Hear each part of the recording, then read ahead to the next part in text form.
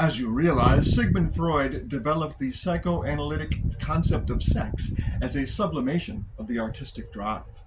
He showed how the basic, fundamental urge toward artistic creativity, if given no valid means of expression, is transformed and altered into its surrogate form, sexual activity. Is that right? Hamilton murmured, resigned. Freud showed that in the healthy, uninhabited human, there is no sexual drive, and no curiosity or interest in sexuality. Contrary to traditional thought, sex is a wholly artificial preoccupation. When a man or woman is given a chance for decent, normal, artistic activity, painting, writing, music, the so-called sexual drive withers away. Sexual activity is the covert, hidden form under which the artistic talent operates when mechanistic society subjects the individual to unnatural inhibition.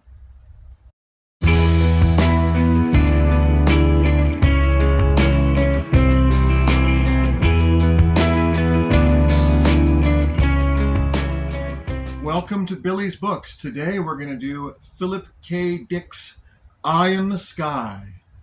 This is a Philip K. Dick book I'd never heard of before I stumbled upon it. He's written a few that we have heard of. This one, I read it. I can understand why maybe it isn't as famous. I don't think it's as good as the other ones. It's still highly entertaining, but it's got a little bit more of like a cartoonish vibe than some of the other ones. Let's just back up to the beginning. Our protagonist is Jack Hamilton. And he is a scientist or an engineer or something, and he's got a wife, and he works for the government, and his wife some of the feds are beginning to suspect his wife of being a communist. He may be particularly sensitive to McCarthyism, being a pulp science fiction writer. So Mrs. Hamilton is suspected of being a commie, which Jack Hamilton, of course, says, absurd. But they're like, but look, she expresses interest in various things. She's interested in charities and, reads books about Marx and stuff like that. She must be a communist. And he's like, she's intellectually curious and a good person. Is that what you mean? And they're like, well, no. And he realizes his federal job is in danger, and it could go beyond federal job, but employment in general. But he still stands by her for a while. This is all in the first few pages. But nonetheless, dealing with that, they still go do a tour of the nuclear collider that they are working on. There's a nuclear collider. And so there's a special tour of just a few people going around this enormous nuclear collider, and they've got a tour guide. And these people are walking through, and then something terrible happens. And they all fall into this pit, this radioactive pit. And then they wake up, and they feel fine, and they're in their hospital beds or whatever, and they're like, okay, I guess we'll just continue our lives. But they all have this sort of sneaking, weird suspicion just in the peripherals of their visions that something's strange, but they can't figure out what it is. And after a while, they realize this is a different world we're in now. Science is the world they wake up in. Science is religion. Religion is science. In other words, they're locusts. Like a catastrophe will happen, and locusts will come down and just kill everybody. Their scientists are religious. They have religious scientists, and it just gets really weird. This guy, the Mr. Whatever, Jack Hamilton is possibly a doctor. I don't know if he's a doctor or not, but he's a physicist, and he realizes physics are dead. He goes to the manual, and they talk about grace. Grace is the force. Grace with a capital G is the force that makes things happen in this universe. And then they discover there's a study called theophonics, which is where scientists learn to communicate with heaven, and they are able to consult it. Just the scientists who are really priests. The guy's car breaks down. He goes, "Oh, I can fix it myself. I'm a physicist. I'm an engineer. I can handle these things." And he reads the manual. It's a prayer book. They're just prayer books. The guy is really freaked out, and he figures out, and he's like, okay, we're in a new world, we're in new rules.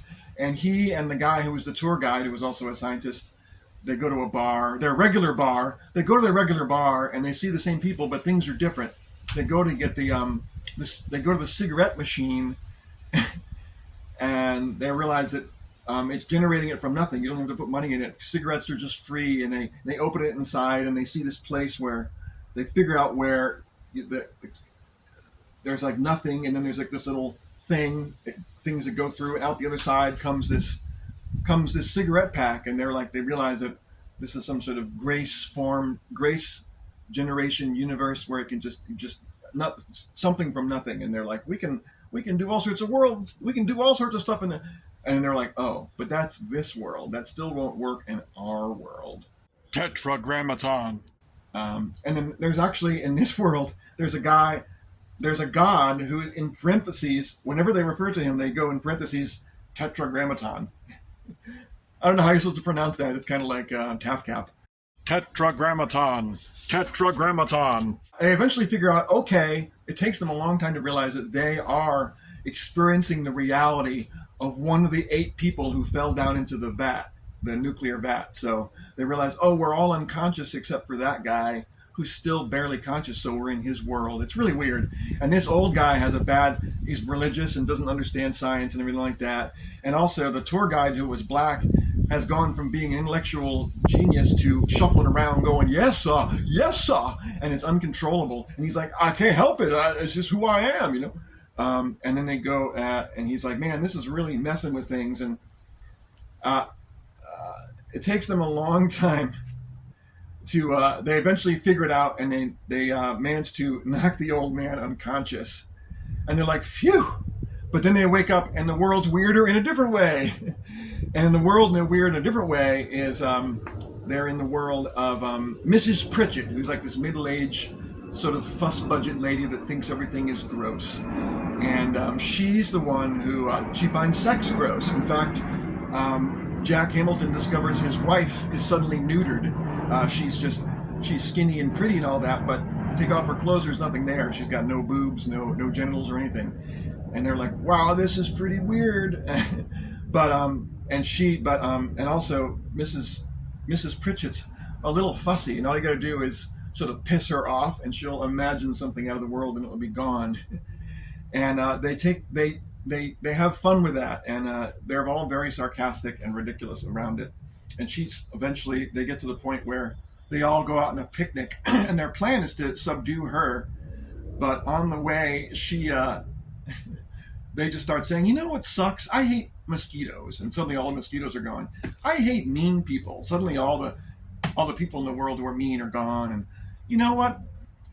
And then she sees a hawk fly down and kill a small bird. She's like, hawks are mean. Suddenly all predatory birds are gone from the world, and it gets really out of hand until they're just reduced to this little rock or something. It's very funny. And they go through this a lot, and they go through a lot of worlds, all of which are terrible. Now, I've told you more than the usual amount I do for plot. But this is an entertaining book. It has a little bit of a Scooby-Doo vibe, because the 8 people who are all together, who fell down to this pit and are radioactive, these same 8 people go through all these different worlds together, and they're like, man, and they spend all this time figuring it. To me, it's kind of Scooby-Doo, or at least cartoonish in one sense. And with Mrs. Pritchett, a lot of things are cartoonish because her view of the world is so ridiculous and stuff. But there are some other more disturbing worlds out there after those first 2. And one thing I want to get back to is, in one of these worlds, there's a guy who is anti-communist, and his reality gets really harsh, and his wife turns into like this sort of monster that was like, don't look at me, and because she's and after a while in one of these worlds, Jack starts believing that she is a communist. Despite all his defenses in the real world, in these fake worlds, he begins to suspect it. And I'm like, I don't know if that's a very good husband to be. And it's weird. But anyway, they all redeem themselves at the end, or at least the two of them do. But it's a brutal process, and I'm unimpressed with Jack Hamilton. This is like from the 50s or early 60s, so all these guys are really macho and stuff. Macho scientists. I guess some can be. Anyway, so if you want a Philip K. Dick book, you've never read one before, I wouldn't read this one first, but maybe fourth. You got to read the good ones first. But if you like Philip K. Dick in general, go ahead. It's got his spirit, So yeah, that's my milk toast review. If you can't do, review.